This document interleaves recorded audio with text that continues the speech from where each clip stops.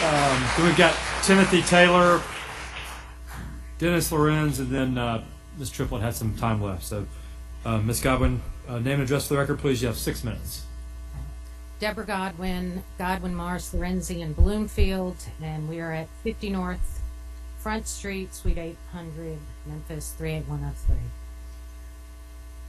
Officer, I think it was Wilcox, stole a little bit of my thunder that I was prepared in my presentation, but I am speaking now because I am concerned with the fact that you are voting on the budget before you are voting on the impasse packages.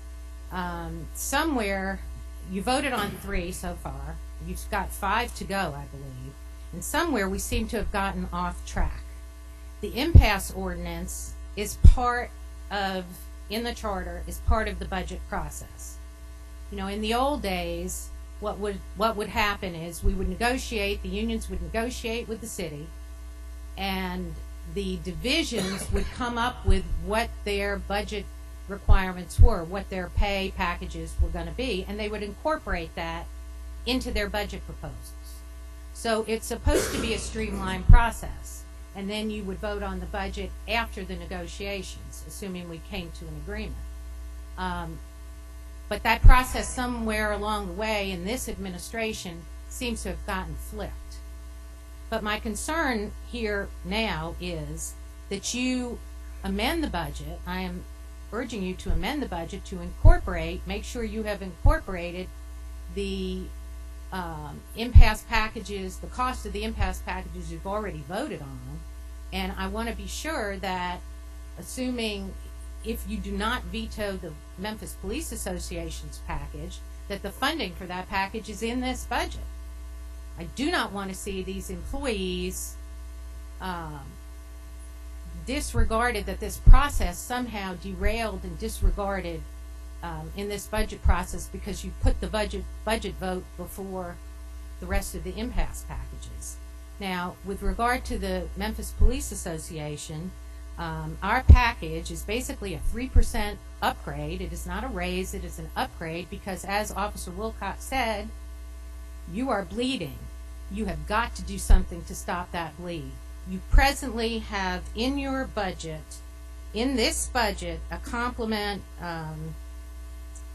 you have a present complement of 2,303 officers. You only have 2,110. As he said, you are losing officers every single day. We presently have 193 unfunded vacant positions. So you've got to do one of 2 things. You've either got to delete unfunded positions from the police budget and use that to fund the 3%, which is approximately $3 million, or you've got to add $3 million to the police budget. So I'm asking you to do that at this time and make sure that you have the funding to grant our position.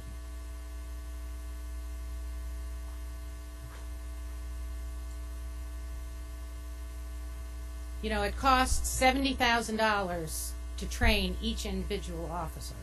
So you can either try to hire, which, as Officer Wilcox said, frankly, I don't think you're going to be able to do. You have 200 positions budgeted to hire in the next fiscal year. I'm telling you, you will not be able to hire that many officers. They're having trouble recruiting. They had trouble filling 250 member classes. We're losing officers every day to Charlotte, to Austin, to Dallas, to Las Vegas. And as he said, we are considered the training ground for Austin, Texas right now. I mean, they're getting our good officers because we do have good training and experience. But, you know, I want to make sure now, I'm stealing maybe from my presentation later, but that you include this amount, you make sure that it's included in the budget that you vote on. That's all I have. Thank you. Thank you, Ms. Godwin. Mr. Taylor.